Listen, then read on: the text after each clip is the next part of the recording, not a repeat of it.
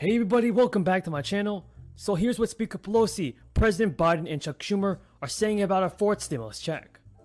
Personally, I believe that President Biden should also send out the fourth stimulus payment before the end of the year. There are still many Americans in this country that are struggling because of the crisis. So a fourth stimulus check is definitely needed. If you guys agree with me, leave a comment down below saying I agree. And also don't forget to subscribe to my channel and share this video with your friends and family. Because on this channel, I always do my very best in providing you with the most up-to-date and reliable stimulus check information. So be sure to subscribe, folks. In terms of Social Security, Mr. President, let me be very clear. Despite what folks on TV may be saying and some politicians may be saying, let us be very clear. Social Security is not going broke. Now, Pelosi is urging moderate House Democrats to agree to a new, massive budget plan. The House actually meets today in what Democratic leaders hope will be an interruption of lawmakers' August recess. They want a quick approval of a budget resolution and sets up the future passage of more legislation directing $3.5 trillion at a safety net program. In this huge measure, folks, is largely financed with tax increases on the rich and big business. Yes, everybody, President Biden does want to tax more corporations as well as the rich. Now it is fully concluded. It's a thorough, independent scientific review. After a strict process, the FDA has reaffirmed is safe and effective, and the FDA has given its full and final approval. So let me say this loudly and clearly. If you're one of the millions of Americans. He should also send out the fourth stimulus check and increase the Social Security benefits as he promised during his campaign. Do you agree with me, folks? Leave a comment down below saying yes or no. But moderate Democrats have threatened to oppose the budget resolution unless the House first approves a $1 trillion 10-year package of road, power grid, and broadband. And with unanimous Republican opposition expected to the fiscal blueprint, moderates' 9 votes would be more than enough to sink it in the narrowly divided House. 100 community health centers where the poorest of the poor can be reached.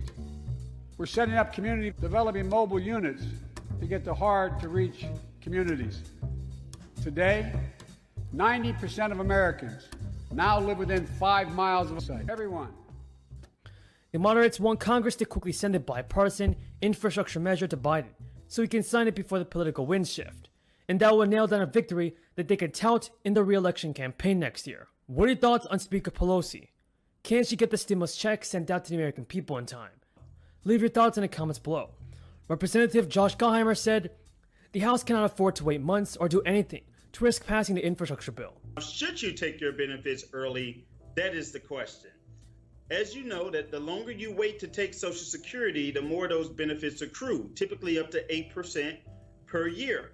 So there are a couple of factors which will help you to determine when to take Social Security.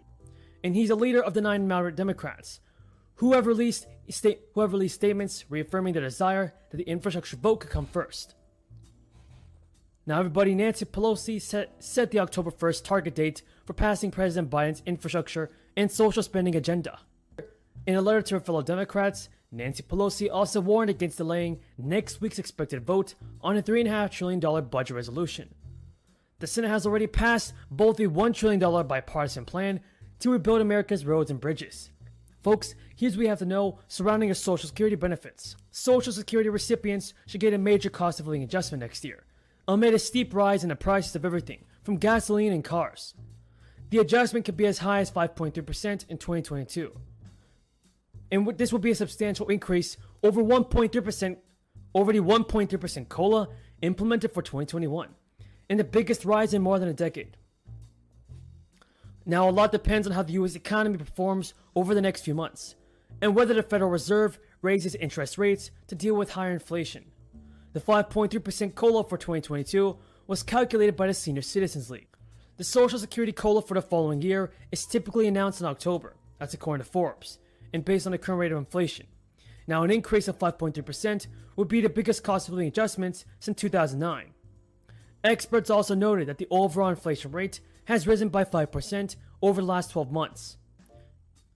And some people argue that these benefits increases will not be sufficient to maintain senior purchasing power. So while healthcare spending is represented by the CPIW, the percentage allocated to it may be less than an average senior citizen, depends on. What are your thoughts about the Social Security increase, everybody? Good evening, everyone. Earlier today we had the first of what will be a great many hearings and oversight proceedings to vigorously look into the intelligence that we had on Afghanistan in the years, months, weeks, and days leading up to the present. Today we had witnesses from a cross-section of the intelligence agencies come review their holdings with us, as well as talk about the existing situation, the threat to our personnel, the ability to get people out of the country, what threat remains once we do completely evacuate.